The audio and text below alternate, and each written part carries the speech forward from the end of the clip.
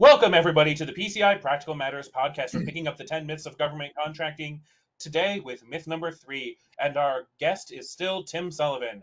Take it away, Tim. Thank you, Fritz.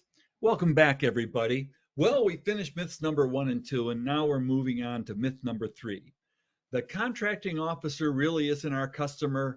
The program people are.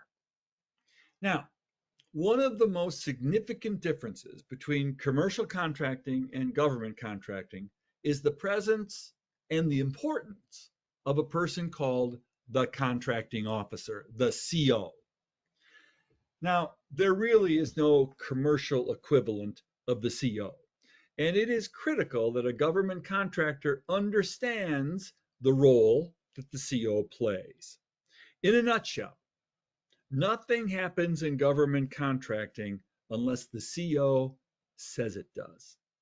Imagine, if you will, if every single government employee, from the president right down to an Army buck private, had an unlimited ability to commit the government contractually. That's ridiculous, of course. If that were the case, the government would be even more in debt than it currently is. Well, then, how do we go about deciding what government officials should have the ability to commit Uncle Sam? Perhaps we could authorize every military officer or civilian employees above a certain level to bind the government. But even that would pose significant risks. The problem is addressed by designating contractual authority and by delegating contractual authority by means of a written delegation called a certificate of appointment or a warrant. You'll often hear people talk about a contracting officer's warrant. Most warrants, and these are in writing, contain a specific monetary ceiling, say $5 million. But there are unlimited warrants out there. Some contracting officers actually have unlimited warrants.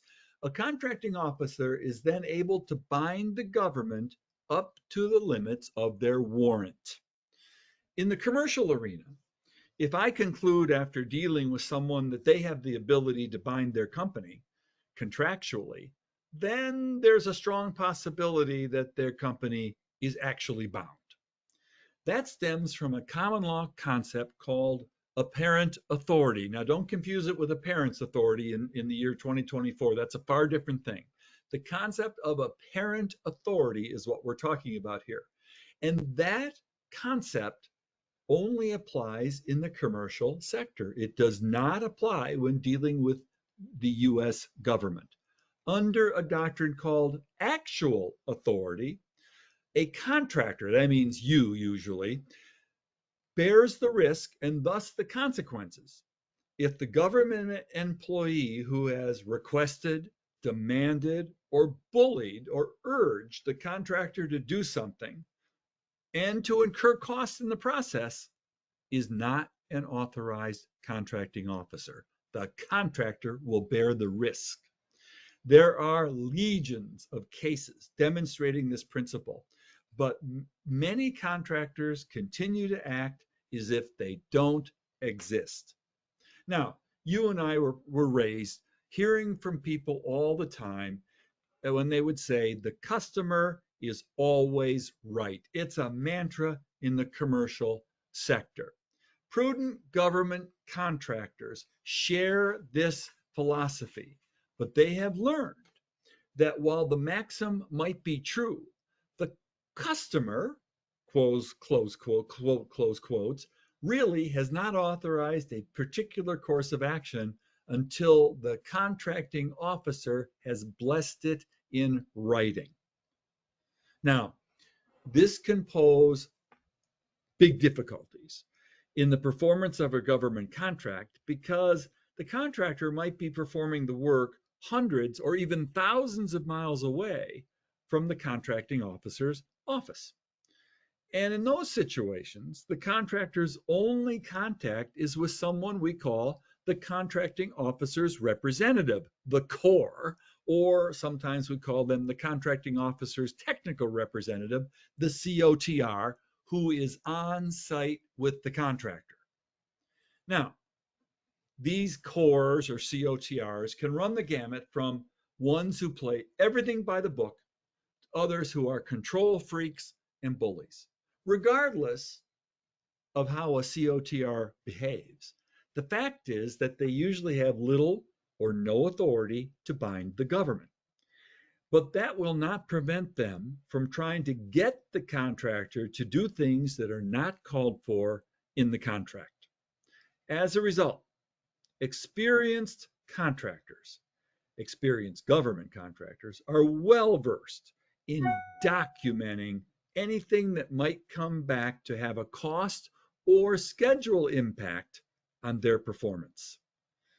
In the course of developing their documentation, these contractors are careful to include the contracting officer on any material correspondence, and they preserve anything that shows that the contracting officer knew of and or approved of any particular events. Now, one of the reasons that doing business with the government is different in so many ways from doing business in the commercial sector is that the government is a sovereign. It's a sovereign power. Sovereigns have different interests than you and I do as individuals or corporations. Sovereigns possess, as a result, different powers and different characteristics, and we see that throughout the government contracting process. And as you know, US government contracts are notorious for their burdensome statutory and regulatory framework. And it is impossible for a business to succeed or hope to succeed in this business unless its personnel study and understand this framework. One of the key statutes underlying the government's business environment is a statute called the Administrative Procedure Act, the APA. Among other things, the APA provides the basis for resolving most disputes with the government. And it is only fair to warn you and to warn a newcomer that the APA process alone provides the government with an upper hand in the disputes process. One of the key concepts flowing from the APA is what we call the discretion that a contracting officer is accorded with respect to their day-to-day dealings with contractors. In disputes with the government, a contractor challenging a contracting officer's decision must not prevail merely by a preponderance of the evidence, as we would in a civil case in the commercial world, but the contractor must demonstrate that the contracting officer's actions were arbitrary, capricious, or unreasonable. That is a high standard of proof. As a result, courts, boards, and the GAO in protest will frequently issue a decision in which they defer to a contracting officer's judgment, or they refuse to substitute their judgment for the judgment of the contracting officer, where the question is within the contracting officer's discretion. So, experienced counsel can assist a contractor in determining whether a particular decision or action can be challenged. Some are simply destined for failure.